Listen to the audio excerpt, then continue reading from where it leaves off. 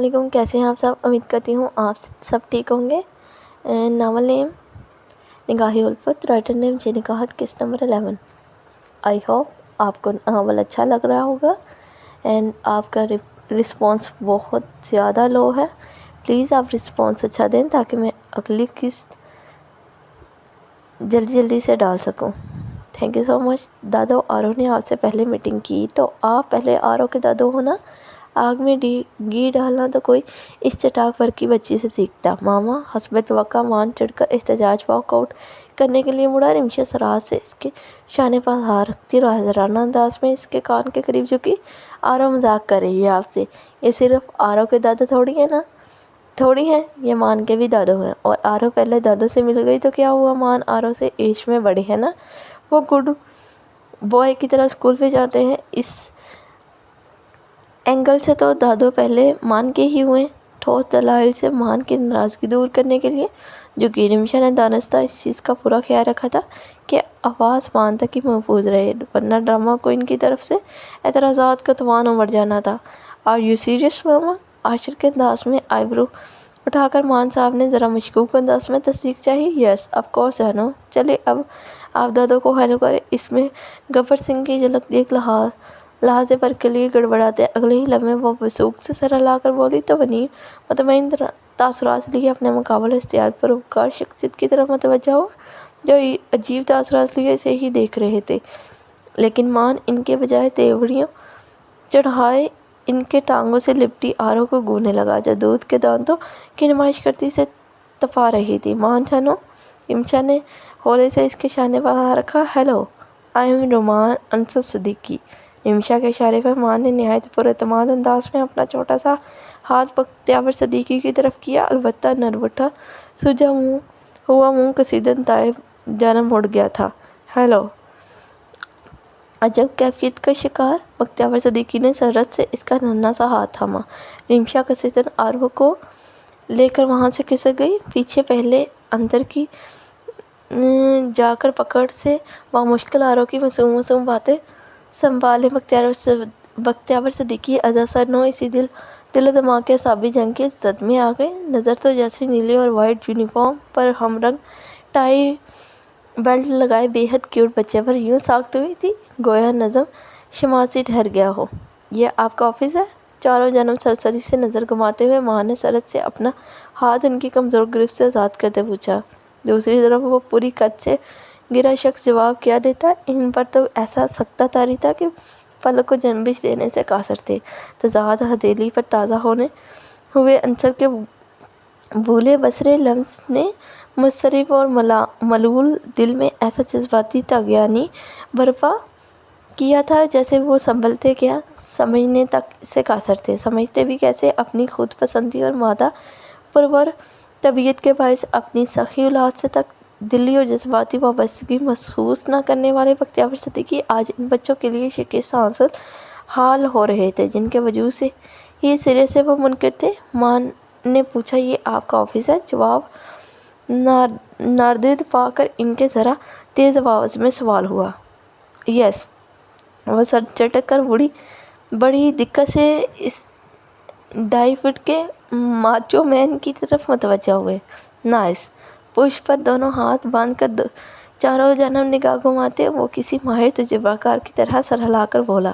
طویل سانس کھینچتے بختیور مرعوب ہوئے۔ یہ پوری بلڈنگ آپ ہی کی ہے نا؟ گلاس وال کے قریب جا کر ذرا سا پردہ ہٹا کر نیچے جھانکتے مان نے تائیدی نظروں سے انہیں مڑ کر دیکھا تو اس کے مدھم انداز پر بختیور صدیقی کی دلچسپی بڑھی۔ جی، لیکن آپ کو کیسے معلوم؟ اس کے انداز میں پشت پر دونوں ہاتھ باندھ کر وہ بھی اس کے برابر چلنے لگے تھے۔ آپ کا نام صدیقی ہے اور اس بلڈنگ کا نام بھی صدیقی ہے۔ مان کو اسپیلنگ کر کے پڑھنا آتا ہے۔ وہ ذرا سا ان کے جانب گردن موڑ کر فقریہ بولا تو وہ متاثر ہوئے بغیر نہ رہ سکے۔ اچھا، اور کیا جانتے ہیں آپ؟ چند منٹ گمبھیر خاموشی کے نظار ہوئے تو ان کی سنجیدہ متجسس آواز گونجی۔ یہی ماما کہتی ہیں آپ مان کے دادو ہوتے ہو۔ گرینڈ فادر مینس مان کے ڈیڈی۔ بٹ مان کو آپ پر ڈاؤٹ ہے۔ وہ جما کر قدم اٹھاتا صاحب گوئی سے بولا تو بختیور صدیقی کے قدم ٹھٹک رکے۔ डाउट इसकी छोटी पूछते उन्होंने सवालिया अंदाज अपनाया। यस, इसका छोटा सा सर ज़ोर से हिला। देखें, वो मजबूत कदम उठाता, एन इसके मुकाबले खड़ा होता, सर उठाकर इनकी आंखों देखता गोया हुआ। मान ने अपने डैडी को देखा है ना आपको? मापा कहते हैं मान के डैडी हेवन में होते हैं, इसलिए सिर्फ मान इन्हें फ़ोटोज़ में देख और प्यार कर सकते हैं, इनकी ब्लेसिंग्स ले सकता है। इसीलिए मापा ने मान के मम्मी डैडी का फ़ोटो फ्रेम बना मान के बेड साइड पर रखा है, लेकिन वहाँ आपका फ़ोटो फ्रेम नहीं है और ना ही मापा ने मान को आपके बारे में कभी बताया। डैड मीन्स आप हेवन में नहीं होते थे, तो फिर आप कहाँ होते थे? कदों उम्र में अपने से कई गुना छोटे बच्चे की समझदारी और वाज़ेदारी के मुकाबला अपनी फहम व फरिश्त और तजुर्बा से एक आलम को लाजवाब कर चुके बख्तियावर सिद्दीकी लाजवाब हो गए थे। पुष्प पर बंधे मजबूत हाथ बेजान होकर आप पहलू में झूल गए। और मेरे फ्रेंड कमर के ग्रैंडफादर इनके साथ होते हैं, वो इसे स्कूल ड्रॉप करने भी आते हैं, संडे वाले रोज़ इसके साथ क्रिकेट भी खेलते हैं, लेकिन आप तो हमारे साथ नहीं होते। और मामा ने तो ये भी कहा है कि आप यहाँ वाले दादू हैं, फिर आप मान से इतना लेट क्यों मिल रहे हैं? पसर मर्द बख्तियावर सिद्दीकी के ऐन मकाबल इस्तियाद व मसूमियत में जिस संजीदगी की आमजिश लिए इनसे अपने जवाब चाह रहा था, इसकी आंखों के एतमाद से कदामत पसंद बेहिस और संगदिल बख्तियावर सिद्दीकी के ना सिर्फ लब मकाफल हुए थे, बल्कि वो पसीने में शरबूर हो गए थे। इट्स ओके, मान बड़ा बच्चा है, वो अंडरस्टैंड कर सकता है। आप भी मामा की तरह लॉयर बनने गए थे। इनकी अरकलूद फ़राख पेशानी और पथराई नज़रों को देख वो खुद ही बोला। तब बख्तियावर सिद्दीकी को अपना आप अथाह गहरियों में गिरता हुआ महसूस हुआ, जबकि मान पॉकेट में दोनों छोटे छोटे हाथ उड़ेसकर ऑफिस के दूसरे जानब का जायजा लेने लगा। बख्तियावर सिद्दीकी वही साख्त सामत खड़े हसरत भरी निगाहों से इसे देखने लगे। आरो की तरह मान का चेहरा भी बिल्कुल मासूम था, लेकिन इसके लहजे और अल्फाज में वो संजीदगी और ठहराव था, वो इनकी रूह को जोड़ गया था। फिर कितनी देर तक वो घूम घूम कर ऑफिस का जायजा लेता, कोई ना कोई तबासरा देता रहा था, और वो वही एहतियात इसकी एक हरकत देखते रहे थे। इसके बाद रिमशा आरो को ले आई थी। कुछ देर इसकी पटर पटर जारी रही, फिर रिमशा दोनों को लेकर जाने के लिए खड़ी हो गई। आरो तो जाते हुए पूरे हक से इनके गले लगकर इनके गाल पर प्यार करती इनके शिकस्ता हाल वजूद को कुछ और मजम्मत कर गई, जबकि मान ने बड़े मुहज़्ज़ब अंदाज में हाथ मिलाने पर इक्तफा किया था।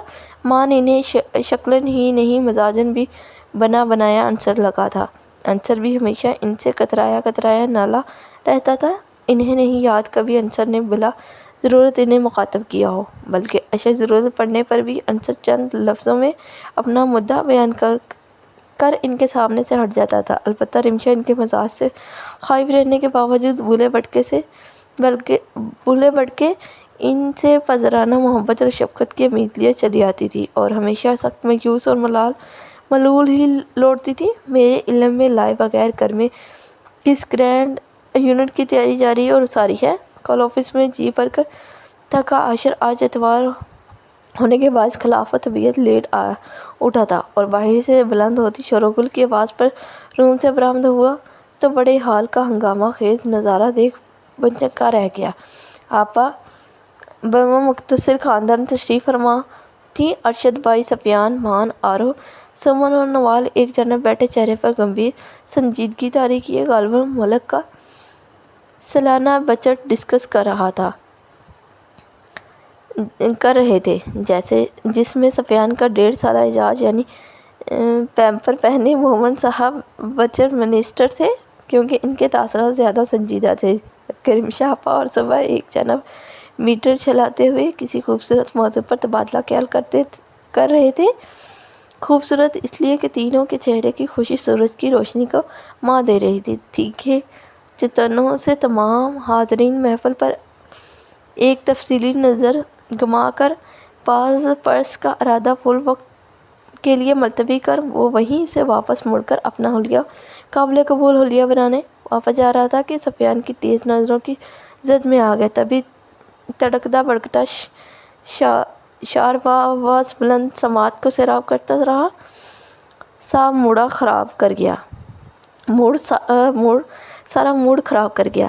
ابھی ڈھونڈ ہی رہی تھی تمہیں یہ نظر ہماری کہ تم آ گئے اچانک، بڑی عمر ہے تمہاری، ذرا ادھر غور فرمائے بھائی۔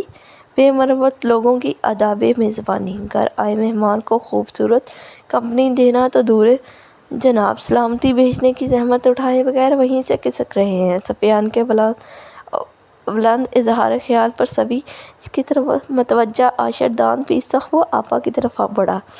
بھائی سمجھا کریں، اس شروعات کے حسین دور سے ہم گزر چکے ہیں، نئے قیدی ہیں، ذرا باہر کی فضا سے کچھ خوبصورت لمحے کشیدہ کرنے کے فراق میں ہوں گے جو ہم لوگوں نے دماغ بھول کا خدا نخواستہ سپوائل کر دیا۔ ویسے صالح صاحب ایسا کوئی پلان تھا تو آپ بھابھی کو اعتماد میں لے لیتے، کم از کم لا علمی کی مار نہیں کھاتے۔ ارشد بھائی نے بھی کھڑے ہوتے ہوئے معنی خیزی سے چھیڑا تو عاشر اس فساد کی جڑ کو گھوننے لگا۔ اچھا نہیں تنگ کریں میرے بھائی کو۔ آپا فوراً بھائی کی حمایت میں کھڑی ہوئی۔ بیگم ہم تو بس ممکنہ نتائج پر روشنی ڈال رہے ہیں، باقی یاد دہانی کرا دو۔ بھائی آپ پرایا کر چکی ہیں۔ بہم تبسم لبوں پر سجائے کھڑی رمشا کو مخصوص اشارہ دیتے انہوں نے محفوظ کن انداز میں آپا کو چھیڑا۔ کوئی نہیں، میرا بھائی اور بھابھی دونوں ہی جان نچھاور کرنے والے ہیں۔ عاشر کے کسرتی بازو میں سماتی وہ تفکر سے بولی تو سب مسکرا دیے۔ عاشر نے نرمی سے ان کی پیشانی کا بوسہ لیا۔ اس کے چہرے اور انداز سے آیا ملائم شفاق پذرانہ تاثرات دیکھ رمشا نئے سرے سے اس شخص کی گرویدہ ہوئی تھی۔ جیسے ہر رشتہ پورے خلوص اور جان نثاری سے نبھانا آتا تھا، بس اس سے ہی خدا واسطہ کا بیر پال رکھا تھا۔ اس کا منہ خراب ہوا۔ پھر وہ گرم جوشی سے ارشد بھائی سے بغل گیر ہوتا سمن اور نوال کے سر پر پیار سے ہاتھ رکھتا سفیان کو صاف نظر انداز کر صبا کے سلام کا نرمی سے جواب دیتا ہوا مومن کے پاس جا رکا، جو سب کے دیکھا دیکھی بجائے اس کے قریب آنے کے کمر پر ہاتھ جما کر یوں کھڑا ہوا تھا جیسے کہہ رہا ہو میرے پاس کیسے نہیں آؤ گے، ہم بھی راہوں میں بچھے ہیں۔ صاحب عالم مانند بزرگ زرد ہم سے بھی سلام کلام حال احوال دریافت کیجیے۔ یوں اپنے شاہک کو نظر اندازی کی جابک لگانا زیب نہیں دیتا آپ کو۔ مومن سے مل کر وہ 2 قدم کے فاصلے سے کٹ مار کر آپا کے پاس جا کھڑا ہوا تو سفیان دکھ سے بلبلا اٹھا۔ اس پر رمشا سمیت سب کی دبی دبی ہنسی نکلی تھی۔ میرے اب اتنے برے دن بھی نہیں آئے، پورا ہفتہ آفس میں تجھے ڈبل شفٹ کی طرح جھیل کر اتوار والے دن بھی تیرے درشن سے دن غارت کروں۔ ویسے غارت سے یاد آیا، صبح ہی صبح واردات کس خوشی میں ہوئے ہو؟ سنگ دلی اور مربتی کی انتہا کو چھوتے ہوئے عاشر نے تیوڑیاں چڑھا کر پوچھا تو سفیان ہونٹ ٹٹکا کر رمشا کو شکایتی بچے والے نظروں سے دیکھنے لگا۔ دیکھیں یہ میرے مہمان ہیں، سو آپ ان سے اس طرح بات نہیں کر سکتے۔ رمشا کی عدالت میں فوراً ہی سنوائی ہوئی تھی۔ سنبھال کر عاشر باپو، ایسی ویسی وکیل دفعہ نہیں ہے، میری بڑی خطرناک وکیل ہے۔ سفیان کالر اٹھا کر ایک ادا سے بولا۔ فی الحال آپ اپنی ایجاد کو سنبھالیں سفیان باپو، سارا ہفتہ بیچاری بھابھی ہی سنبھالتی ہیں۔ عاشر نے مومن کی طرف اشارہ کیا جو صبا کو پریشان کر رہا تھا، اور یہی اس کی غلطی ثابت ہوئی تھی۔ جتنا تو نے میرے 1.5 سالہ ایجاد کے لیے مجھے طعنہ دیا ہے، اب تو مجھے یقین ہو چلا ہے کہ ملکہ کی بڑھتی آبادی میں سارا کنٹریبیوشن میرا ہی ہے۔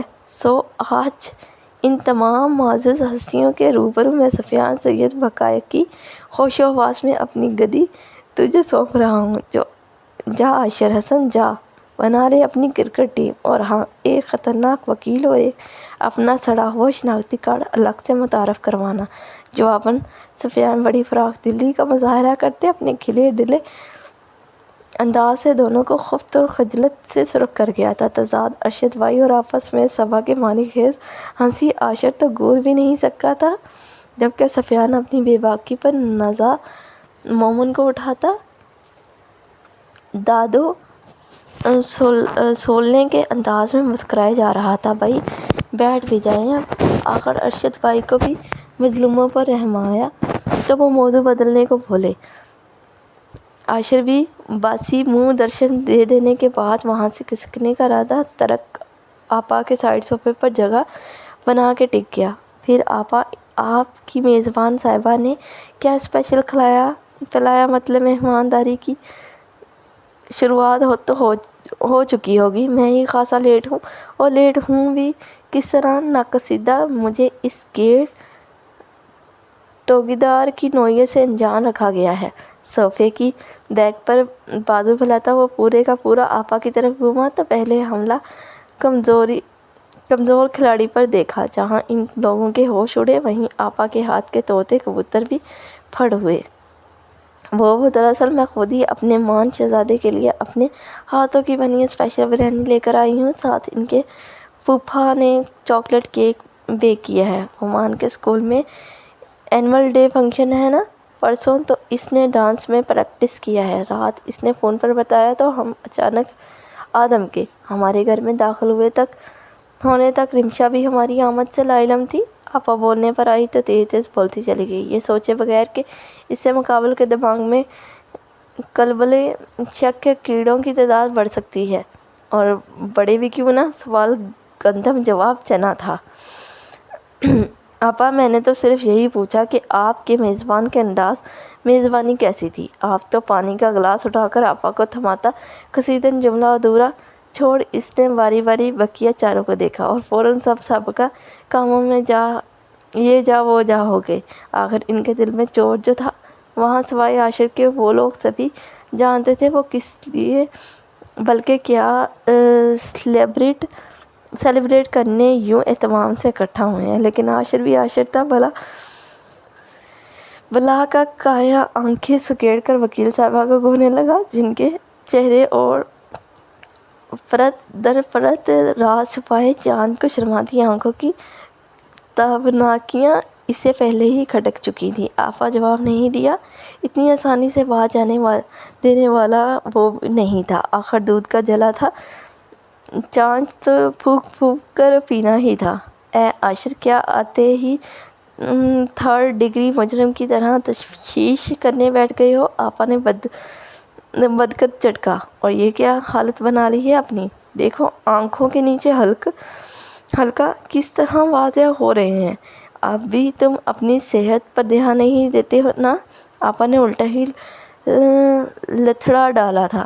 جی خیر سے آپ جو اتنی اچھی سگور نگران میرے لیے مقرر کر گئی ہیں، مجھے کیا ضرورت؟ رمشا کی طرف اشارہ کرتا وہ بناوٹی مومنیت سے بولا۔ عاشر اس کی شرارت سمجھ آپا نے سرسنشی انداز میں کہا، ارے آپا، میں تو یہ کہہ رہا تھا کہ آپ کی مقرر کردہ نگران میرا بہت خیال رکھتی ہیں، اور بریانی تو اب میں بھول ہی گیا ہوں، یاد ہے؟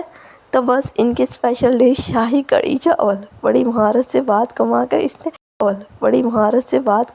نے رمشا کو گرفت میں کیا تھا۔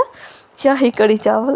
سب نے ایک کورس میں دہرا کر اچنبے سے رمشا کو دیکھا۔ ان کے پاس صحیح اطلاع تھی کہ اپنے دلائل سے لوگوں کو قائل کر دینے والی وکیل صاحبہ کچن کو اپنے ہنر سے قائل کرنے کی صلاحیت نہیں رکھتی ہیں۔ جی، شاہی کڑھی چاول بڑے کمال کی بناتی ہیں، یہ کھانے والا بھی تو کیا چمچ چبا جائے۔ کیوں وکیل صاحبہ، آپ آپا لوگوں کو اپنے ہاتھوں کے ذائقے سے تعارف نہیں کرائیں گی؟ اور یقین کریں یہ لوگ دل کھول کر تعریف کریں گے آپ کے۔ کاوش کی میری طرح کنجوسی قدر نہیں کریں گے۔ آنکھوں میں محفوظ کن تاثرات پنہاں کیے وہ اس سنجیدگی سے کہہ رہا تھا کہ باقی سب سفیان کو تک یقین کرنا پڑا۔ رمشا، تمہیں کوکنگ آتی ہے؟ آپا کی تحیر زد سوال پر رمشا جبرا مسکرائی، ورنہ اس کا دل اس گبر سنگھ کا کچھ کر دینے کو کہہ رہا تھا۔ کیا آپا، آپ کو اپنے بھائی کی زبان کا اعتبار نہیں ہے؟ عاشر ناراض ہوا۔ نہیں مطلب رمشا یہاں رہی نہیں ہے، اور پھر ان کے گھر کوک وغیرہ، تو آپا اس کے لفظوں کے جال میں پوری طرح پھنس گئی تھی۔ لیکن یہ وکیل صاحبہ ہے نا، ممکن کو ممکن کرنے کی خداداد صلاحیت ہے ان کے اندر، اور آج آپ لوگ ان کی صلاحیت کا لوہا مان لیں گے۔ ان کے ہاتھوں کے بنائے کڑھی چاول کھا کر عاشر اسے منہ کھولنے کا موقع دیے بغیر معاملہ مکمل اپنے فیور میں کر گیا، تو پھیکی ہنسی کے ساتھ بس سر ہلانے پر ہی اس کا بس چلا۔ چونکہ لنچ میں آپا کی بریانی چلنا تھا، تو یہ طے پایا کہ رمشا کی عزت کا جنازہ مطلب شاہی کڑھی چاول رات میں پیش تناول فرمایا جائے گا۔ اس کے بعد مرتا کیا نہ کرتا کہ مصداق رمشا کڑھی چاول میں الجھی عاشر کو کوس رہی تھی، ساتھ ہی وہ بظاہر سب سے باتوں میں لگ چکے عاشر کی گہری کھوجتی نگاہیں بھی خود پر بخوبی محسوس کر رہی تھی، اور انشا کو اس کی یہی نظریں خائف رکھتی تھی جو اس اعتماد سے اٹھتی تھی کہ اس کا اعتماد اڑان چھو ہونے لگتا تھا۔ پتہ نہیں یہ شخص کمپنی میں کیا جاب کر رہا ہے، انٹیلیجنس یا انٹروگیٹ ڈپارٹمنٹ میں جاتا تو بہت ترقی کرتا، وہ دل ہی دل میں کڑک کر سوچتی۔ کثیر آرو کی طرف متوجہ ہوئی۔ لنچ کے بعد سب نے آرام کے گھر سے اپنے اپنے گاہ کا رخ کیا تھا، لیکن کچھ ہی دیر میں مان صاحب سب کو اٹھا کر ہال میں لے آئے تھے، کیونکہ جناب مائیکل جیکسن کے جانشین کو پوری فلم چاہیے تھی۔ اسٹاف پرفارم والی، جس کے لیے مکمل سیٹ اپ ضروری تھا، جس کا اہتمام سفیان نے چٹکیوں میں کر دیا تھا۔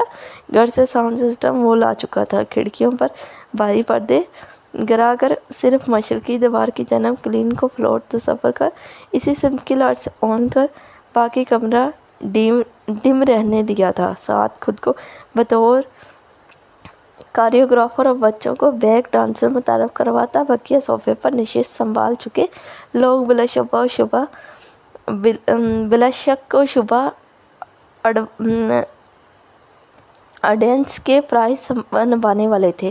نمشا سب کے لیے کافی بنا لائی تو مزہ اور دوبالا ہو گیا۔ سبھی پوری طرح اپنے کردار میں گھس چکے تھے۔ سفیان ہاتھ میں کافی مگ لیے مان کو اسٹیپس سمجھا رہا تھا۔ بیک ڈانسرز یعنی آرو، نوال، سمن مان کے ساتھ فل کوآپریٹ کر رہے تھے۔ مومن صاحب بھی پیش تھے، لیکن ان کا معاملہ ذرا معمہ بنا ہوا تھا کہ وہ آڈینس ہے یا ڈانسر، کیونکہ جناب بیک وقت تالی اور اسٹیپ دونوں کر رہے تھے۔ باقی آپا، ارشد بھائی، صبا اور نمشا ایک آئیڈیل سپورٹو آڈینس کا فرض نبھاتے ہوئے جوش و خروش کے ساتھ مان کو چیئر اپ کر رہے تھے۔ بس ایک عاشر وہاں ایسا تھا جو محض مان کی محبت میں اتنے شور و غل میں بھی لیپ ٹاپ لیے اپنا کام نپٹا رہا تھا، ساتھ مان کے زور سے پکارنے پر نگاہ اٹھا کر سمائل پاس کرتا اسے چیئر اپ بھی کر رہا تھا۔ اچھی بات یہ تھی کہ سفیان کے صحیح گائیڈنس اور سب کے حوصلہ افزائی سے مان جلدی 2 صحیح اسٹیپ سیکھ چکا تھا، تبھی سفیان کی جان میں جان آئی تھی، ورنہ اسکول میں مان کی تو عزت نہیں جانی تھی۔ لیکن عاشر نے صبح شام اسے دھونا اور نچوڑنا تھا۔ آپ کی کافی ٹھنڈی ہو چکی ہے، دوسری لے آؤں؟ جوں کی توں رکھے کافی مگ کو دیکھ رمشا عاشر کی جانب جھکی۔ عاشر نے چونک کر نگاہ اٹھائی۔ کافی ٹھنڈی ہو چکی ہے، دوسری لاؤں؟ اس کا حلاوت پر ہر لہجہ اپنائیے سے لبریز فکرمندانہ تھا۔ عاشر کی متحرکہ انگلیوں کی حرکت بلا ارادہ ہی رکی، ساتھ نظروں کا ارتکاز مدھم لائٹ میں اس کے گھنگریلی لٹوں کی جرمٹ میں دکھتے تیکھے نقوش سے سجے ملحیہ چہرے پر ٹھہر گئی۔ بامشکل 2 سے 3 بلشت بھر کے فاصلے پر تو تھی وہ متصدع، وہ جھکی تھی سو چہرہ چند انچ کے فاصلے پر ہی تھا جو دھڑکن کے بہت قریب چلا آیا تھا۔ لوگ پاگل کیسے ہو جاتے ہیں، دیکھو ایسے ہو جاتے ہیں، خوابوں کا دھند کرتے ہو، کتنے پیسے ہو جاتے ہیں، دنیا صاف ہونا بہت مشکل ہے، تیرے جیسے ہو جاتے ہیں۔ اس کی بے اختیار و ورفتہ نگاہوں کا ارتکاز ہی تھا جس نے نمشا کو بھی اس طلسماتی لمحے کا حصہ بنا لیا۔ وہ بھی ارد گرد کے ہوش سے بیگانہ ہوتی گئی۔ جازب مردانہ سے سجا باروب چہرہ، گھنی سیاہ مونچھوں تلے نیم و عنبائی لب، مضبوط قد و جسامت جو رفع حلیے میں بھی نمشا کو ماحول و حواس پر ہمہ وقت چھایا ہوا لگتا تھا، اور سب سے قیامت خیز اس کی آنکھیں، بے انتہا روشن مقناطیسی کشش لیے رنگ بدلتی ہوئی آنکھیں جس کی چمک ہمیشہ نمشا کو بکھلا دیتی تھی۔ تالیوں کی زوردار آواز پر عاشر اپنی محویت پر لعنت بھیجتا ہوش میں آیا۔ نمشا بھی چمک کر فاصلے پر ہوئی۔ مان بھاگتا ہوا عاشر کے پاس آ کر پرجوش انداز میں واپس اسٹیپس کر کے اسے دکھانے لگا۔ نمشا دھڑکنوں میں برپا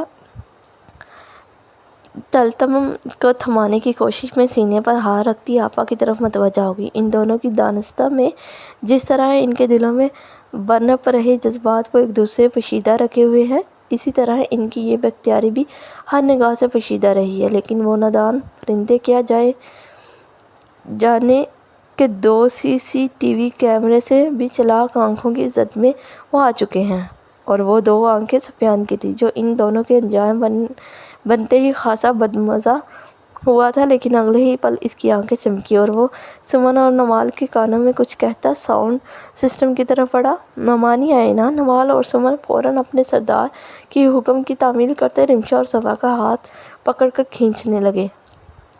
لیکن بچے ہم کیسے؟ دونوں ٹھیک ٹھاک بغلائے تھے۔ ان کی اچانک فرمائش پر مامانی ہم لوگوں نے اتنا سارا ڈانس کیا ہے، آپ لوگ فلور تک تو آ ہی سکتے ہیں نا پلیز مامانی۔ دونوں کی نانا کی گردن کی چندہ پرواہ کیے بغیر دونوں انہیں فلور پر لے آئے تھے۔ ان کی دیکھا دیکھی مان اور آرو نے ارشد بھائی اور آپا کو فلور پر کھینچا تھا۔ بچوں کی خوشی اور اصرار پر سب مسکراتے ہوئے انہیں کے ساتھ قدم آگے پیچھے لینے لگے۔ عاشر اچانک بدلے محفل کے رنگ سمجھنے کی صحیح ہی کر رہا تھا کہ سفیان اس کے سر پر آن پہنچا۔ آپ کے لیے کس کوڈ کے آرڈر لے کر آؤں؟ ذیل اہلیہ؟ سفیان بڑی سی شوق مسکراہٹ لبوں پر سجائے یوں عاشر کے مقابل کھڑا ہوا کہ راہ سارے مسدود ہو گئے۔ میں تیرے اس خرافات کا حصہ نہیں بننے والا۔ عاشر اس کی آنکھوں کی چمک سے سمجھ چکا تھا یہ سارا اسی کا پلان ہے۔ اسی خرافات نہیں آقا، اسے انجوائے کرنا کہتے ہیں، لیکن آپ جناب کی تو انجوائمنٹ سے کوئی شناسائی ہی نہیں ہے۔ عاجز و انکساری سے لبریز وہ لہجے میں کلام کرتے، ساتھ خرافات کہنے پر اس کے دانت بھی پیسے تھے۔ میں ناشنا ہی سہی اس انجوائمنٹ سے۔ عاشر فوراً لیپ ٹاپ بند کر کے سائیڈ پر کھسک کر کھڑا ہوا۔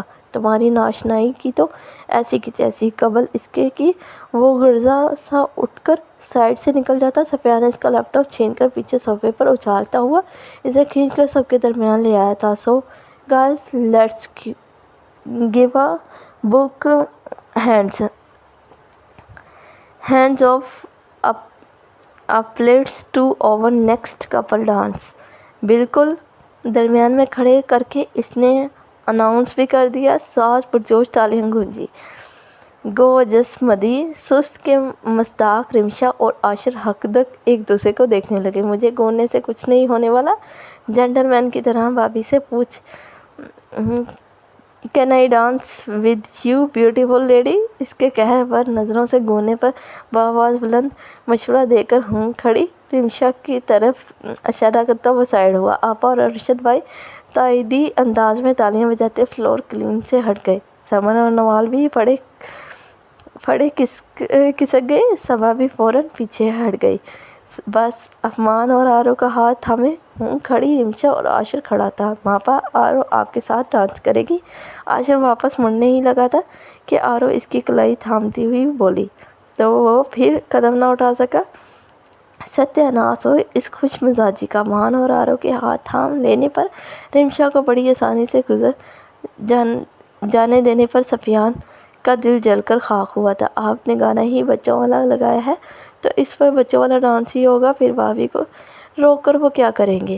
صبا نے اس کا دھیان گانے کی طرف کروایا جو کوئی انگلش سانگ تھا، سپر ہیرو ٹائپ مووی کا۔ اچھا تم ذرا بھابھی کو واپس فلور پر کھینچو، میں کچھ کرتا ہوں، سفیان بول کر ساؤنڈ سسٹم سے کنیکٹ لیپ ٹاپ کی طرف بڑھا، اور وہ ارجنٹ نوٹس پر موقع کی مناسبت سے موزوں سانگ لگا کر مڑا تو فلور پر رمشا کا اضافہ ہو چکا تھا اور وہ مان آرو کا دوسرا ہاتھ تھامے کھڑی تھی، جبکہ بیک گراؤنڈ میں سانگ نغم کی خوبصورت آواز میں دل کو چھو لینے والی لیرکس ماحول میں سماں باندھ رہی تھی، جس کا وہ دونوں رومانس کی نفقدار کپل پوری طرح ستیہ ناش مار رہے تھے۔ پہلی بار بلائے دل گیا ہار ولیے، ربا مینوں پیار ہو گیا، دل کا قرار کھو گیا، قسم خدا کی یہ لوگ میرے دل کا خون کر رہے ہیں۔ انہیں دیکھ کر سفیان کا من کر رہا تھا اپنے بال نوچ ڈالے۔ مزید چند سیکنڈ گزر جانے پر سفیان کا جواب دے گیا تھا۔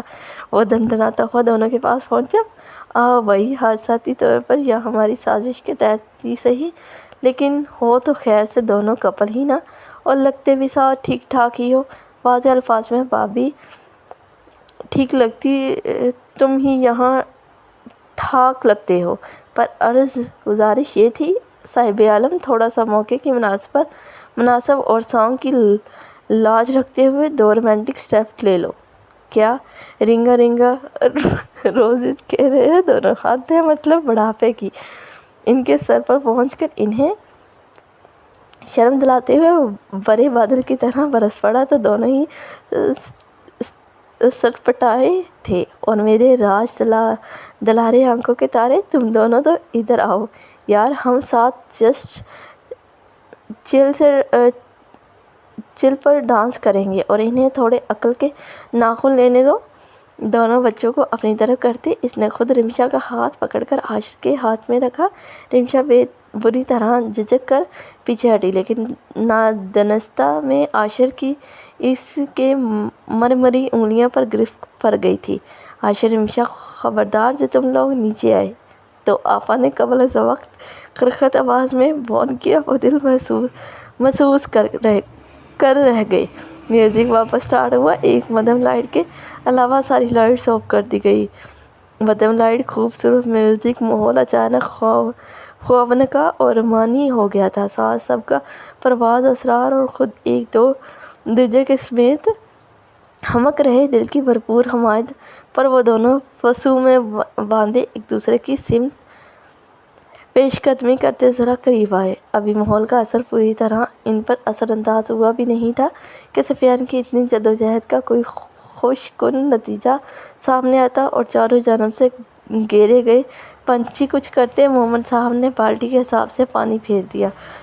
ڈیگ بٹن آف کر کے گنگناتا پرسکون ماحول یکایک شانت۔ وہ دونوں فوراً سے پیشتر جان بچی سو لاکھوں پائے کہ مستاق الگ ہوتے فلور سے نیچے آتے ایک دوسرے سے خاصا فاصلے پر کھڑے ہو گئے۔ سفیان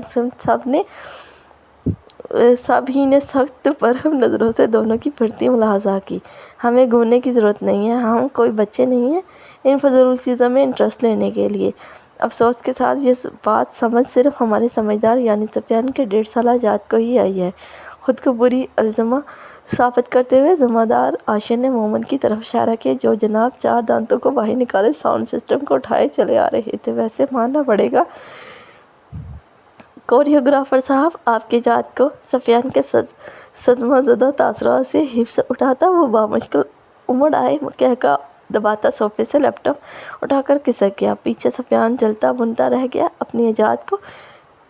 وہ کہہ بھی کیا سکتا تھا؟ آپ جناب ذرا کچن میں تشریف لائیں۔ وہ مغرب کی نماز سے واپسی پر روم کا رخ کرنے ہی لگا تھا کہ کچن سے کرچی سمیت جھانسی کی رانی سنجیدہ تیور لیے نمودار ہوئی۔ خیریت؟ عاشر کو جناب کے تیور اور ارادے دونوں ہی خاصے خطرناک لگے۔ جی بالکل خیریت ہے، بس آپ نے جو رائتہ پلایا ہے اسے سمیٹنے کے لیے آپ جناب کی خدمت درکار ہے، اور اسی سنجیدگی اور سائشگی کا عمدہ امتزاج لیے مخاطب تھی۔ عاشر کو اب شدت سے گڑبڑ کا احساس ہوا۔ پر میں نے تو وہاں سے کیا پرور کر رہے ہیں، آئے اندر۔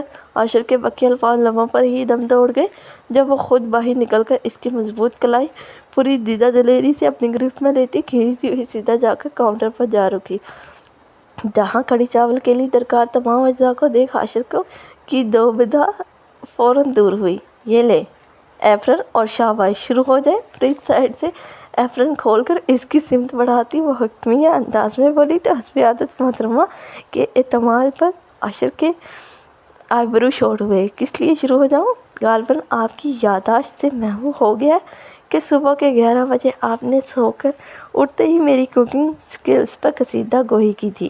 اس سلسلے کو بڑھاتے ہوئے اب میری شان میں آپ نے اپنے ماہر ہاتھوں کا کمال دکھاتے ہوئے 4 چاند لگانا ہے۔ وہ بڑے ہی جلے بنے انداز میں یاد دہانی کراتے ہوئے بولی۔ عاشر ظاہر کیے بغیر دل اس کی جلی کٹی سے محفوظ ہوا، لیکن مجھے یہ بہت اچھے سے یاد ہے کہ میری کشیدہ گوئی کے بس چند پل قبل آپ نے بڑے دق سے اعتراف کیا تھا کہ یہ آپ کے مہمان ہیں، سو اصلاً ان کی مہمانداری آپ کے ذمہ ہے۔ میں کیوں خواہ خوار ہوں؟ سینے پر بازو لپیٹتا وہ صاف دامن جھاڑ گیا تو رمشا تذبذب کا شکار ہوئی۔ لیکن آپ سے کس نے کہا تھا کڑی چاول کا ذکر چھیڑنے کے لیے؟ اسے مدد کے لیے مادہ نہ دیکھ رمشا روان سی ہوئی تو آپ فوراً میرے بیان کی تردید کر دیتی۔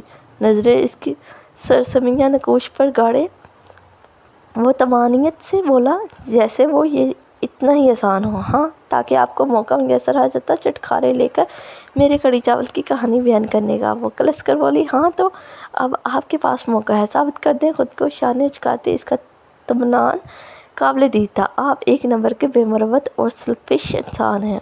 اس کے صاف ہری جھنڈی دکھانے پر بےجتاب کھانے لگی۔ تعریف کا شکریہ، وہ ساری سے سرخم دے کر بولا۔ آپ انگلی اٹھا کر غم و غصے کی شدت سے وہ پوری کام گئی، لیکن لفظ نہ ادا کر پائی۔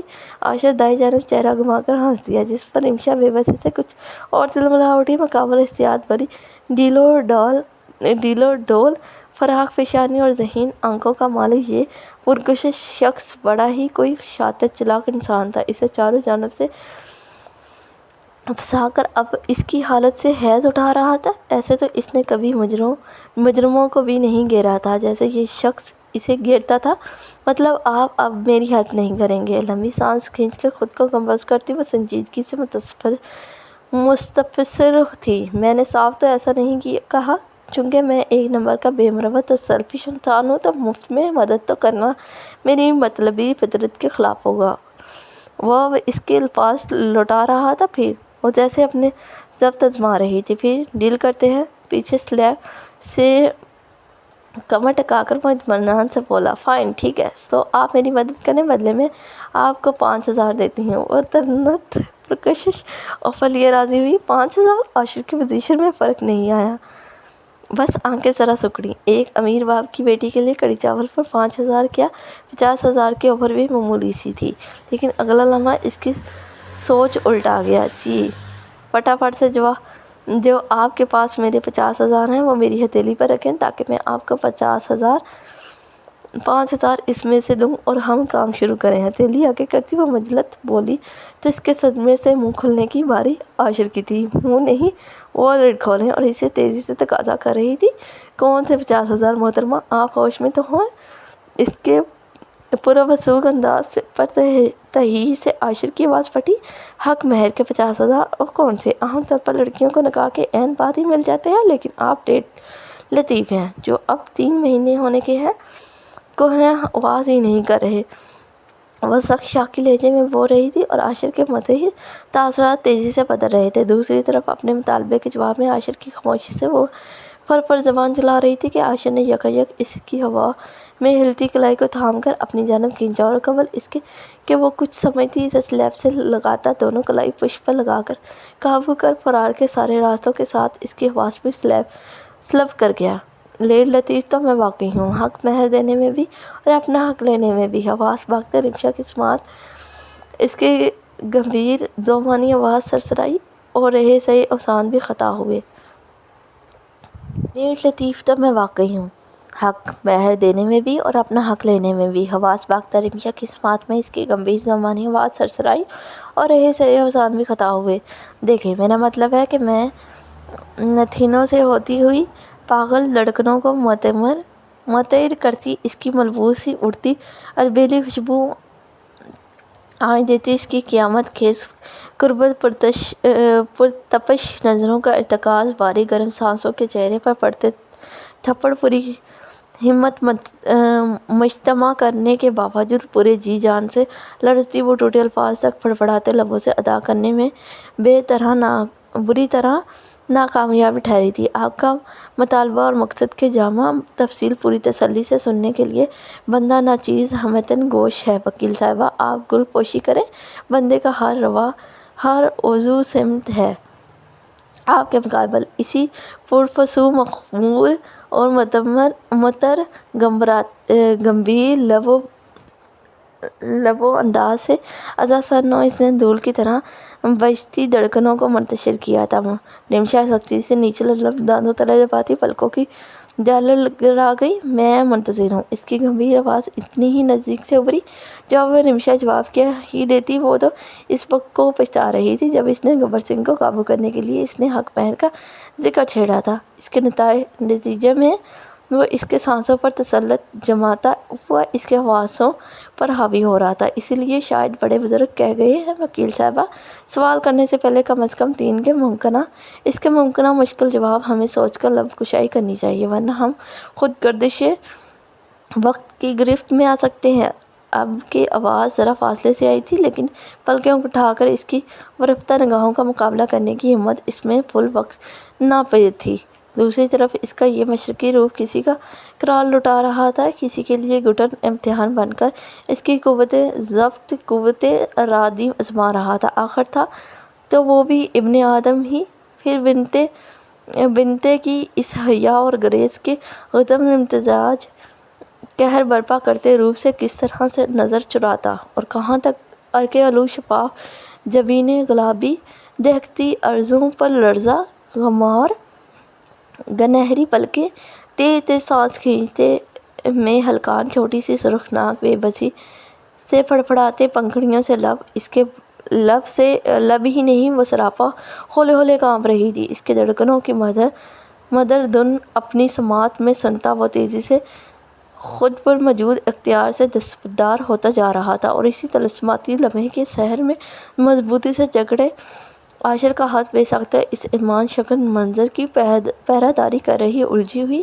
ناگن سی بلکھاتی لٹوں کو سنوارنے کے لیے اٹھا۔ حد میں رہو عاشر، ایک نقطہ سا ناکافی فاصلہ تھا۔ جب بدقط دماغ نے سختی سے سرزنش کیا، ساتھ ہاتھ بے جان ہو کر پہلو میں گرا، لب بھینچ کر بولڈ وکیل صاحبہ کی چھوئی موئی روح سے نظر چراتا وہ فوراً سے بیشتر 2 سے 3 قدم پیچھے ہوا تھا۔ آدم کھو نہیں ہوں، آپ کی جان محفوظ ہے، ہمک رہے دل کو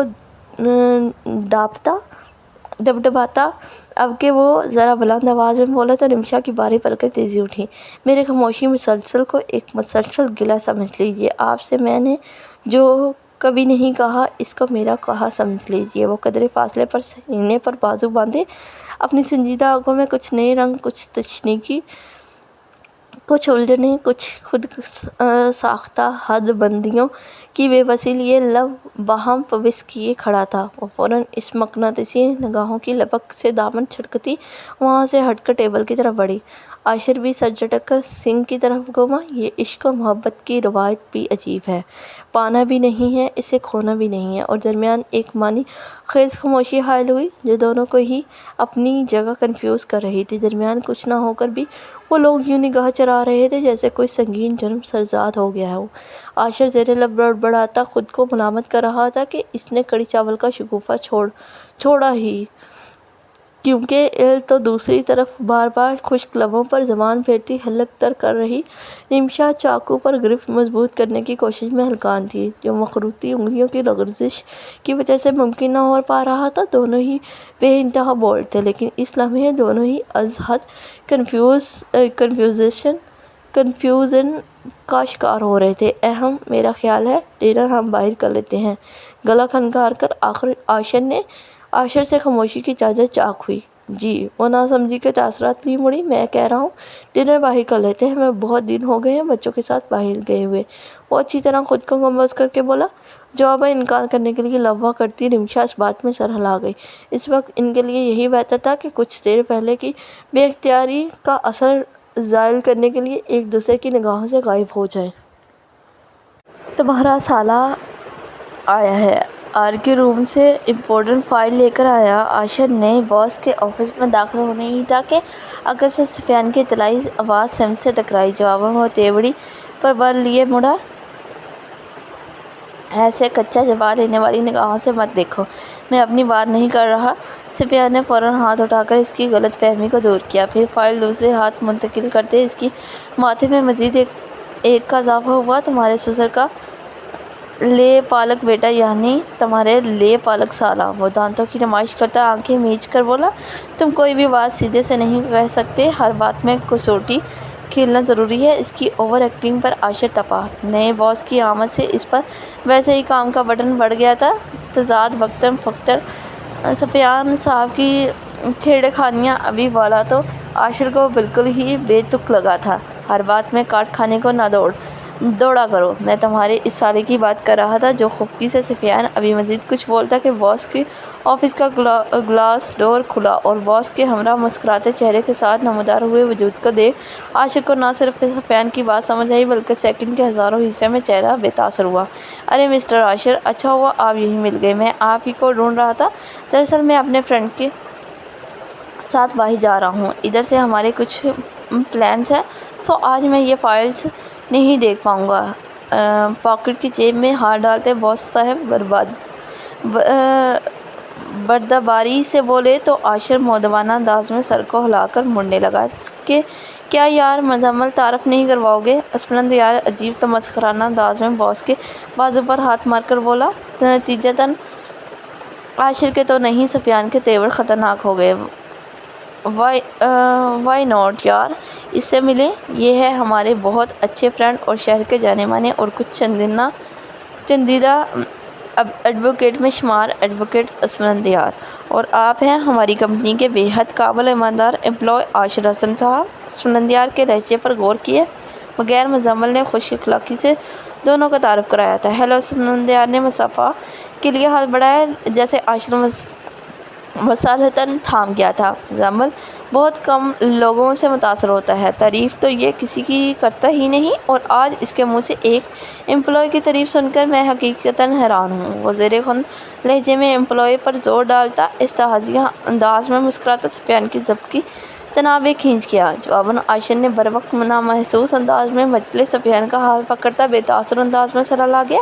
ایسی بات نہیں ہے، عاشر صاحب کی کارکردگی واقعی قابل تعریف ہے۔ ڈیڈی کے منہ سے جب ان کی تعریفیں سنتا تھا تو میں بھی ایسا ہی سوچتا تھا، لیکن اس کے ایک ہفتے میں ان کے ساتھ کام کر کے میں ان کی قابلیت کا قائل ہو گیا ہوں۔ بے حد محنتی اور کارپٹو انسان ہیں، یہ نہ ہوتے تو نہ جانے یہ کیسے ایڈجسٹ کر پاتا۔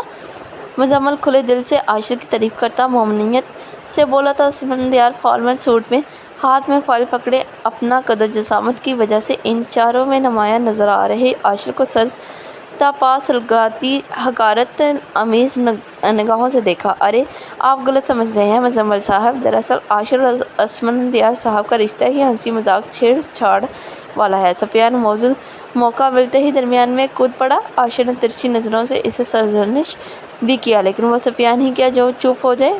میں کچھ سمجھا نہیں۔ مزمل کے ماتھے پر ناسمجھتی کے بل نمودار ہوئے۔ سلوٹیں تو خیز اسفندیار کے ماتھے پر بھی پڑیں، لیکن ناگواری کی۔ دراصل آپ کے عزیز دوست آپ کے قابل اور ہونہار امپلائی کے سالے لگتے ہیں۔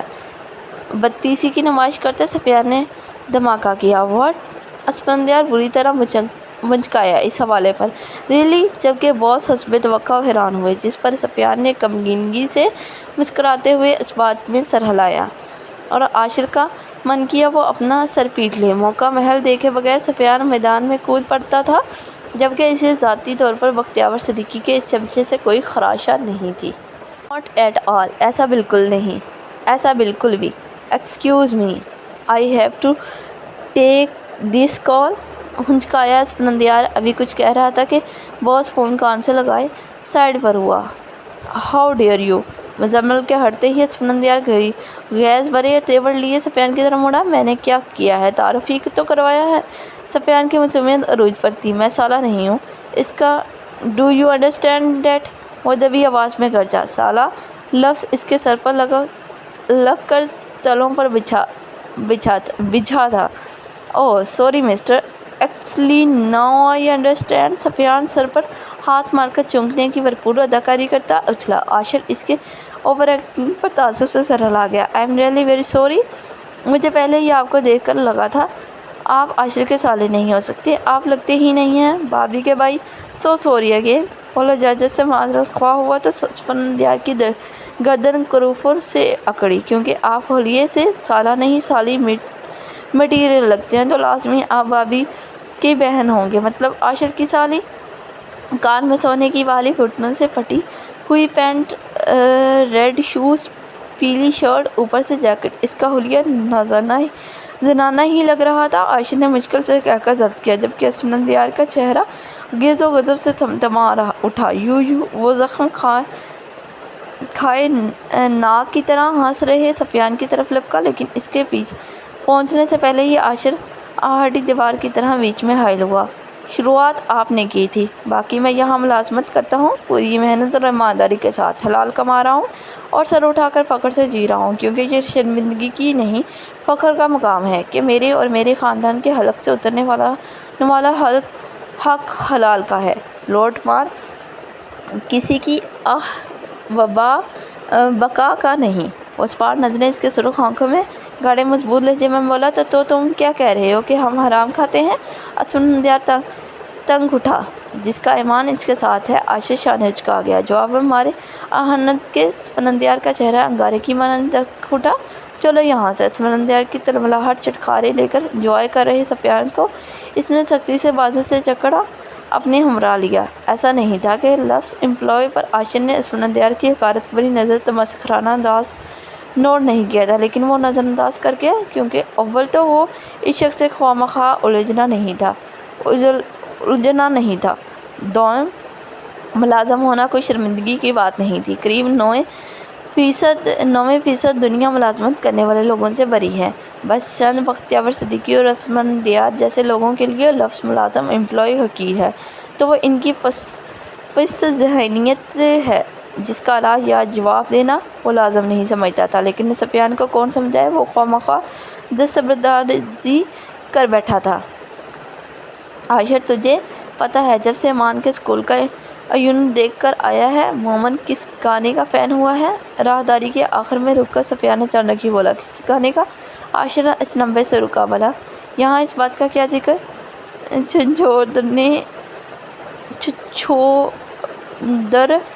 छछूंदर के सर पर ना भाई चंबेली कहाँ, राजा बोझ कहाँ, घुंघू तेली। हाथ उठाकर सफिया ने लहक बावाज बुलंद गाना गाया। हा नाइस सॉन्ग। दफतन अकब से भरपूर कहका उभरा। आयशर बेख्तियार मुड़ा तो कहका लगा रहे मुजम्मल और छड़पड़ा रहे स्फनंदियार को देख इसे सफियान की शरारत समझते देर नहीं लगी। इसने कश्माए निगाहों से सफियान को घूरा, जो बेनियाजी से शाने उचका गया। ये आरो की फेवरेट डॉल है। ये मापा लेकर आए थे। ये आरो की थोड़ी कम फेवरेट डॉल है, ये मामा ने दी है। ये आरो का बेडरूम है, बट आरो यहाँ नहीं सोती, आरो मापा के पास होती है। और ये आरो के मामा डैडी की फ़ोटो है। आरो इन्हें डेली हाई करती है। आप भी हाई करो ना दादो। बनकर बेड पर बिखरे खिलौनों की हिस्ट्री बताते हुए अचानक ही आरो ने बैक कैमरा ऑन करके फ़ोटो फ्रेम पर फोकस कर दिया, तो महबूब मुस्कुराहट लबों पर सजाए काफ़ी की चुस्कियाँ लेते हुए अपनी पड़ाखा पोती के बातों से लुत्फ़ अंदोज़ हो रहे बख्तियावर सिद्दीकी के गले में ज़बरदस्त फंदा लगा। नतीजन बेहिस आंखें भीग गई। आप ठीक हो दादो? तेज़ी से इनके सुर्ख पड़ते चेहरे को देख वो मुतफिक्र सी गोया हुई।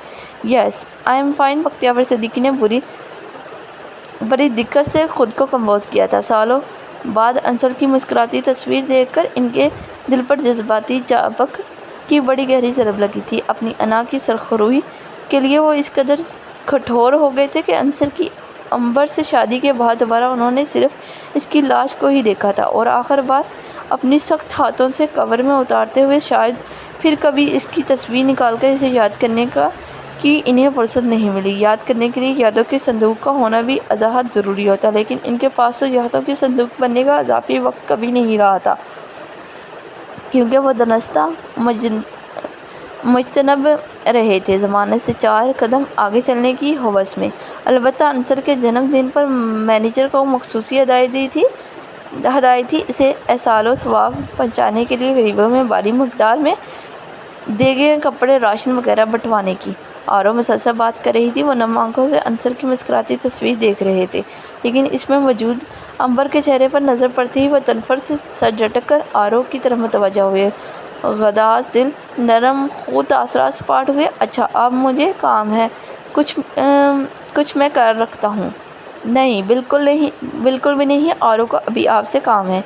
इनकी बात मुकम्मल भी नहीं हुई कि आरो दोस्त भरे अंदाज में टोक गई। लेकिन दादो, आरो भी बहुत बिजी है। लेकिन आरो ने आपके लिए इतना सारा टाइम निकाला है, सो नो काम।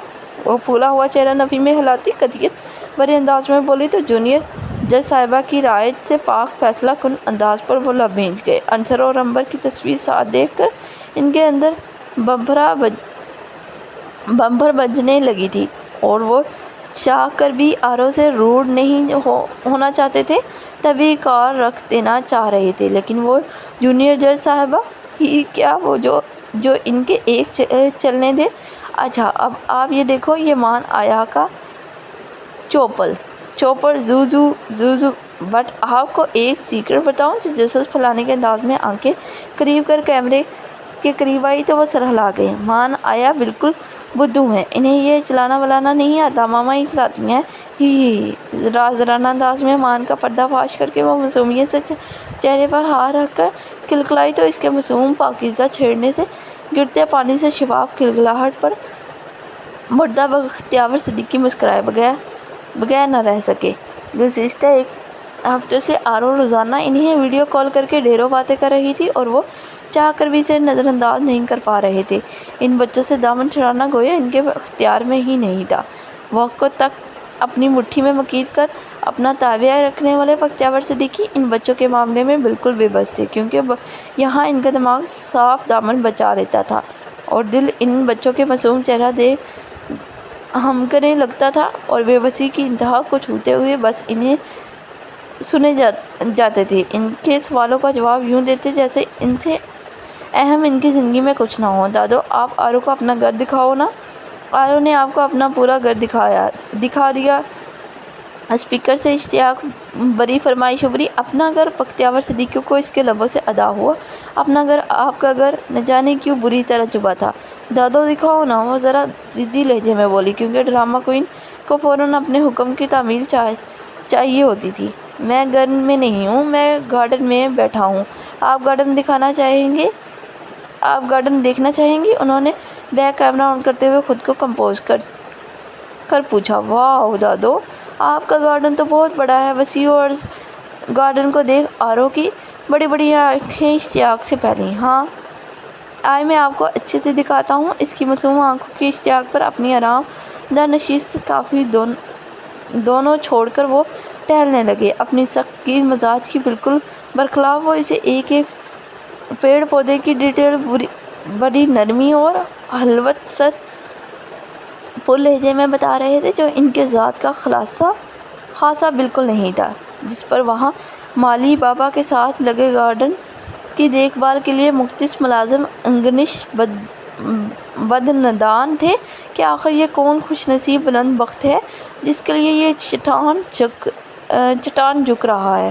بے شک ان کی مالک گارڈن پر پانی کی طرح پسینہ خرچ کرتے تھے، کیونکہ انہیں گارڈننگ کا بہت شوق تھا۔ اکثر اوقات وہ گارڈن کے کسی نہ کسی حصے میں کام کرتے پائے جاتے تھے، لیکن کبھی انہیں یوں مسکراتے ہوئے چہل قدمی کرتے، اتنی باتیں کرتے انہوں نے نہیں دیکھا تھا۔ مسکراتے ہوئے تو کبھی بھی نہیں، وہ تو ہمیشہ خونخوار تاثرات سے لوگوں کو خشک کیے رہتے تھے۔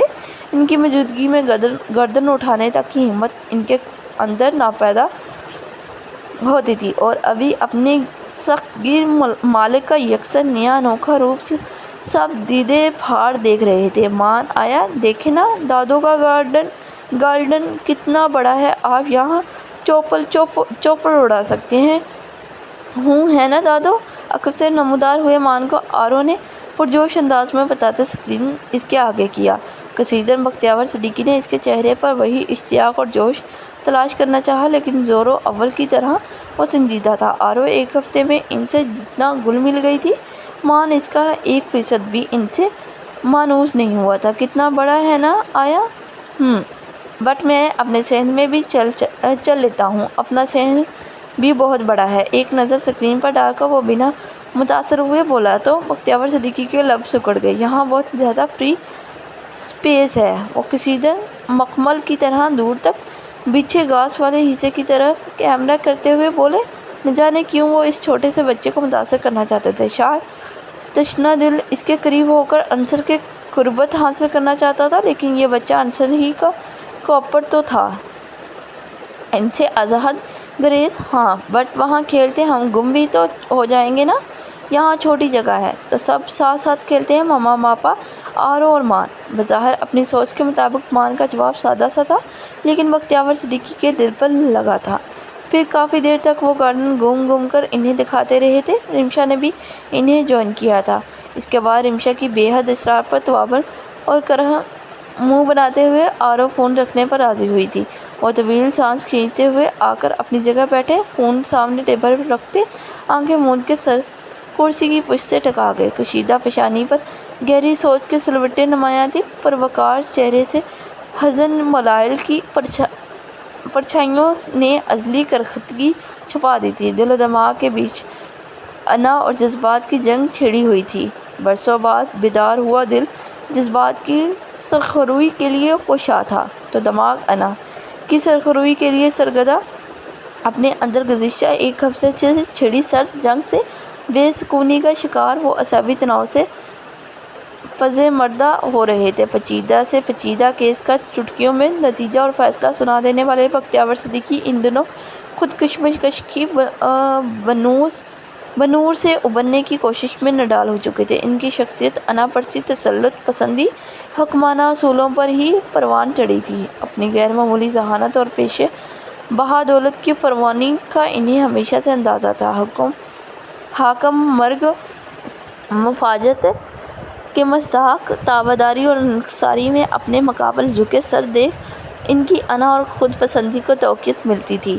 اسی وجہ سے انہیں بغاوت لفظ سے سخت نفرت تھی۔ ان کا حکم پتھر پر لکیر ہوتا تھا، جس کی خلاف ورزی یعنی بغاوت کو صفاقانہ طریقے سے کچلتے وہ ذرا پشیمان نہیں ہوتے تھے۔ اس لیے عنصر کے بغاوت پر اس کے ساتھ روا رکھے اپنے سلوک پر اب بھی انہیں رتی بھر افسوس نہیں تھا۔ انسان کی سب سے بڑی کمزوری رشتے اور کامیابی کی راہ میں سب سے بڑی رکاوٹ ان سے وابستہ جذبات سے انہیں ہمیشہ سے بیر تھا۔ شاید اس لیے اپنی شریک حیات، جو کہ بقول ان کے کسی طور ان کے قابل نہیں تھی، اور بچوں سے انہیں کوئی خاصا انس نہیں تھی، کیونکہ انہوں نے کامیابی اور بلند مقام اور مرتبہ کو ہی اپنی زندگی کا حاصل جانا تھا۔ انفرادیت ان کی کمزوری تھی۔ خود کو منفرد اور معتبر بنانے، بھیڑ سے جدا رکھنے کے جنون میں انہوں نے اپنے گرد ایسی بلند و بالا رونیت اور خود پرستی کی دیواریں کھڑی کر لی تھیں کہ غرور اور تکبر نے ان کے دل کو بالکل ہی جذبات اور احساسات سے عاری بے رحمی کی حد تک کٹھور اور ظالم بنا دیا تھا، اور اب بالکل غیر متوقع طور پر ان کے پتھر دل پر چونک لگا تھا، وہ بھی دو بے ضرب سی ننھی زندگیوں کی بدولت۔ اپنے معصوم وجود سے جنہوں نے حیثیت، اوقات، خون، خاندان کا راگ الاپنے والے بختیار صدیقی کی بلند اور مضبوط قلعے جیسی شخصیت کی بنیادیں ہلا دی تھیں، وہ بھی بنا اپنی حیثیت اور مقام کا احساس لائے اپنی گرد برسوں سے کھڑی دیواروں میں پڑتی دراڑوں میں اپنی متوقع شکست کی پرچھائیاں دیکھتے ہوئے بھی بے بسی کی انتہا یہ تھی کہ وہ حفاظتی اقدام کرنے سے قاصر تھے۔ مقابل کرتے بھی تو کس سے؟ نظام قدرت نے اس کی غرور اور گھمنڈ کو پاش کرنے کے لیے ایسے وجود کا انتخاب کیا تھا جن سے وہ چاہ کر بھی جنگ تو کیا، ذرا تک نہیں کر سکتے تھے۔ خون کی کشمکش، برسوں کے تشنہ احساسات ان بچوں کو دیکھتے ہی انہیں گھٹنے ٹیکنے پر مجبور کر دیتی تھی۔ ذہنی ہچکچاہٹ کی آخری مرحلے پر وہ سوچنے، سمجھنے، فیصلے لینے کی قوت سے دستبردار تہی دامن میں ڈال اور مزمل رفتہ رفتہ ہار رہے تھے۔ یہ اور بات تھی کہ اتنی جلدی شکست تسلیم کرنے کی ہمت ان کے اندر مجتمع نہیں ہو پا رہی تھی، اس لیے وہ پھڑپڑا رہے تھے، کیونکہ درمیان میں برسوں سے غالب انا آہنی دیوار کی طرح کھڑی تھی، جسے ڈھائے نہ تو تھا آج نہیں تو کل۔ عائشہ نے سفیان کے گھر سے اپنی گاڑی کو ٹرن کیا، نظر سیدھا اپنے گھر کی جانب اٹھی، جہاں مان کا ہیلی کاپٹر صحن میں گھوم رہا تھا۔ کچھ سوچ کر گاڑی وہیں سائیڈ پر پارک کرتا وہ پچھلی سیٹ سے شاپرز لے کر گھر کی جانب پیش قدمی کرتے۔ لمحہ بلمحہ تیزی ہو رہی مان اور آرو کے ساتھ وکیل صاحبہ کی پرجوش آوازوں پر اس کے تیور بتدریج بگڑ رہے تھے، اور دل ہی دل میں رمشا کی کلاس لینے کا موڈ بھی بن چکا تھا، جو محلے کو اپنا مینشن سمجھ رہی تھی۔ شاید ابھی گیٹ پر پہنچ کر اس نے پہلا قدم بھی نہیں رکھا تھا کہ اچانک چہکتی پرجوش آواز دلخراش چیخوں میں بدلی، اور بدحواسی میں شاپر وہیں چبوترے پر پڑک کر دوڑنے والے انداز میں ٹہلکتا ہوا اندر بھاگا۔ کیا ہوا؟ تینوں کو ایک دوسرے کو سختی سے جکڑے، آنکھیں میچے، ایک کورس میں ہنوز گلا پھاڑتا دیکھ حواس بھاگتا عائشہ نے ان کے قریب پہنچا، لیکن تینوں شاید اپنی تان سے محروم تان سنگھ کی روح کو لرزانے کی قسم اٹھا چکے تھے۔ میں نے پوچھا کیا ہوا؟ اب کی بار عائشہ نے جھنجھلاہٹ میں چاروں جانب نظر گھماتے تینوں کو جھنجھوڑا۔ ماپا، مان اور آرو ہوش میں آتے ہی عائشہ سے لپٹے، جبکہ رمشا ایک اور بڑی سی چیخ مار کر پتک کر بڑے سے سوکھے گملے پر چڑھی۔ کیا ہوا محترمہ؟ اس کے ہائی جمپ اور بلند راگ پر بچے سہم کر عائشہ سے لپٹے۔ سوری آئی ایم سوری سہم کر عاشر سے لپٹی تو عاشر نے تیوڑا سنگ رمشا کو گورا، لیکن وہ جواباً کیا دیتی؟ وہ لٹھے کی مانند سفید چہرہ لیے ہراساں نظریں سامنے کیاری پر جمائے گملے پر کھڑی تھی۔ میں نے پوچھا کیا ہوا؟ وہ وہاں دیکھیں، کانپتی انگلی سے سامنے کی طرف اشارہ کر دیا۔ اس کی انگلی اور آواز باقاعدہ کانپ رہی تھی۔ وہاں تو کچھ نہیں، صاف کیاری پر نظر ڈال کر وہ کوفہ سے بولا، وہ ہے نا وہاں؟ وہ زور ڈال کر بولی تو وہ ایک سخت نظر اس پر ڈال کر بچوں کی طرف مڑا۔ ڈرے کس چیز سے ہو تم لوگ؟ کس چیز سے نہیں؟ ایک دوسرے پر ایک نظر ڈال کر دونوں نے نفی میں سر ہلایا۔ پھر چیخ کیوں ماری تھی؟ ان کو کوڑے جواب پر عاشر کی تیوڑی کے بل قریب آئے۔ ماما نے ماری تھی، اس لیے سادہ جواب پڑا، ورجس سا تھا۔ ایک نہ شد دو شد۔ عاشر کا من کیا اپنے سر گملے پر دے مارے۔ اب آپ بتائیں گی اس کیلے پر چڑھ کر کس دشمن سے اپنی حفاظت کرنی ہے؟ چہرے پر ہاتھ پھیر کر وہ اسٹیچو آف لبرٹی کی طرح کھڑی رمشا کی طرف گھوما۔ اس سے حلق تر کر کے ایک بار پھر سامنے کیاری کی طرف اشارہ کرتی وہ عاشر کا ٹھیک ٹھاک میٹر گنوا گئی۔ آپ پہلے نیچے آئیں اور اس کی تشریح کریں۔ عاشر کہنے کے ساتھ اسے اتارنے بھی بڑھا، لیکن وہ چیخ پڑی، نہیں، بالکل بھی نہیں، میں نیچے نہیں آتی۔ آپ پہلے اسے مار بگائیں۔ بلکہ وہ دونوں ہاتھ مارتی مدہوش سی چیخی، کیسے ماروں یار؟ وہ حقیقتاً جھنجلا گیا تھا۔ اسے مینڈک کو۔ واٹ؟ مینڈک کا نام سن کر عاشر سمیت دونوں بچے بھی بدھ گئے۔ ساتھ نظر اس کی انگلی کی تعاقب میں خود بخود گئی، جہاں کیاری کی کیچڑ میں نہایا مظلوم سا رمشا کی دلہتی چیخوں سے بے طرح سہم کر مینڈک نظر آیا، جس کی آنکھیں کیچڑ سے باہر مشکل نظر آ رہی تھیں۔ تو آپ اس چنگیز خان سے تحفظ چاہتی ہیں؟ وہ بڑے ضبط سے متاثر ہوا۔ جی۔ اس کا سر زور و شور سے ہلا۔ میں ان سپہ سالار کو اپنی سلطنت سے بے دخل کروں؟ جی پلیز جلدی۔ ہونٹوں پر زبان پھیرتی وہ عجیب منہ بنا کر ملتی ہوئی تو کھودا پہاڑ نکلا چوہا والی صورت حال پر عاشر کو سمجھ نہیں آیا وہ غصہ ہو یا حیران۔ 15 منٹ سے ایک معمولی سی مینڈک کے لیے وکیل صاحبہ بچوں سمیت ان کو خون بھی خوش کر رہی تھی۔ بٹ ماما، اسے تو مان بھی مار سکتا ہے۔ ابھی مان اپنا بیٹ لے کر آتا ہے اندر سے، ہیلی کاپٹر اور ریموٹ اٹھاتا ہے۔ مان تحقیر بری نظروں سے مینڈک مہاراج کو دیکھ کر بولا، اور بھی ڈنڈا لے کر آتی ہے۔ پھر دونوں دلیر خان کی اولاد سرپٹ ہتھیار لاتے اندر کی جانب بھاگے اور عاشر کمر پر ہاتھ جما کر ہنوز کملے پر ہونک کھڑی رمشا کے عین مقابل کھڑا ہوا۔ ایسے کیا دیکھ رہے ہیں؟ اس کی سنجیدہ نظروں سے وہ خائف ہوئی۔ کچھ دیکھنے یا سننے لائق آپ چھوڑ کہاں ہیں وکیل صاحبہ؟ وہ اس کے سینے میں تربتر چہرے پر نظر گاڑے تعصب سے گویا ہوا، آپ کو نہیں معلوم وہ اچانک سے میرے پیر پر چڑھ گیا تھا۔ بروقت میں نے پیر جھٹکا، ورنہ وہ خونخوار جانور اپنے ہاتھ آپ کے معصوم خون سے رنگ لیتا اور دنیا ایک قابل ہونہار وکیل سے محروم ہو جاتی۔ وہ بات اچکا تمسخرانہ مکمل کر گیا تو خفگی سے رمشا کا منہ پھول گیا۔ آپ کو نہیں معلوم؟ وہ جی مجھے واقعی نہیں معلوم تھا۔ وہ پھر بات اچکا گیا۔ رمشا سختی سے لم بھیج گئی، جبکہ وہ اس کا ریکارڈ لگ رہا تھا۔ جج بختیور صدیقی کی دختر، خود اتنی بڑی اور خطرناک وکیل، جس کی دلائل کی دہشت سے مدعی سے لے کر مجرم تک، کمرہ عدالت سے لے کر خود مصنف تک کی دھڑکنیں سست پڑ جاتی ہیں، اس کی دھڑکنیں ایک چھوٹے سے مینڈک کے خوف سے منتشر ہیں۔ وکیل صاحبہ، اگر جو یہ خبر لیک ہو گئی نا، یقین کریں حریف پارٹی اپنی دفاع کے لیے مینڈکوں کو ہائر کرنا شروع کر دیں گی۔ مطلب کوئی تو اس جھانسی کی رانی کے آگے ٹکے۔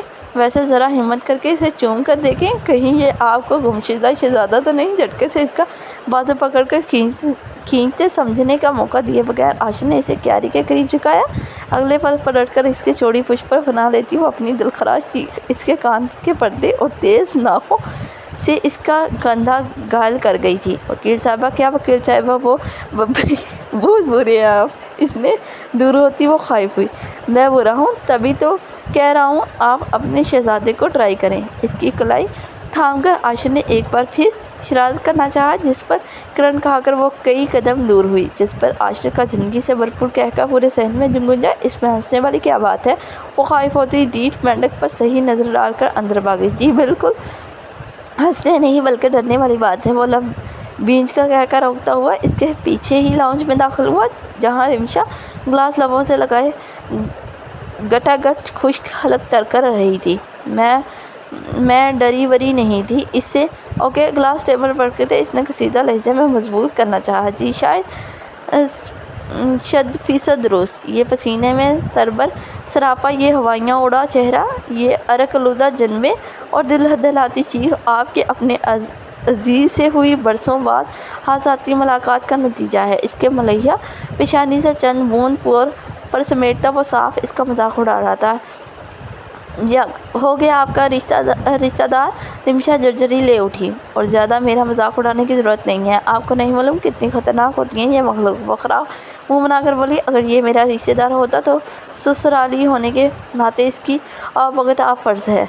और मज़े से बोला। रिमशा चुप ही रही। बाकी वाकई बड़ी ख़तरनाक होती है ये मखलूक। पूरे 6 महीने अंडरग्राउंड रहकर ख़तरनाक प्लानिंग करती रहती हैं और 6 महीने बाद मुंतज़िर आम पर आकर इस पर हमल बरा होती हैं। ना कसीदा लहजा बड़ी गंभीर कर वो जैसे कसम उठा चुका था रिमशा का रिकॉर्ड लगाने की।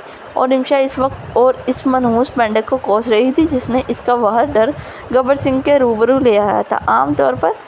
आमतौर मुखालिफ लोगों, खासकर लड़कियों को चूहे छिपकली काकरोच से डर लगता है। इसी तरह रिमशा की जान हमेशा से मेंढक से जाती थी। गो कि ये कोई अनोखी या ताज्जुबखेज़ बात नहीं थी, लेकिन जैसा इसने अपना इमेज बनाया हुआ था, इसकी तनाज़ुर में मामूली सी मेंढक से डरना ज़रा अजीब ही लगता था। वैसे आपको पेस्ट कंट्रोल करवाना चाहिए,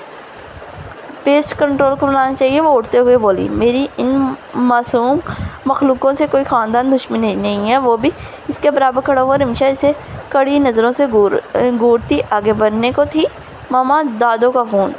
दफ्तर आरो पर जोश अंदाज में चीख मारती हुई रूम में बरामद हुई। पीछे हाथ में बेल्ट के मान भी था।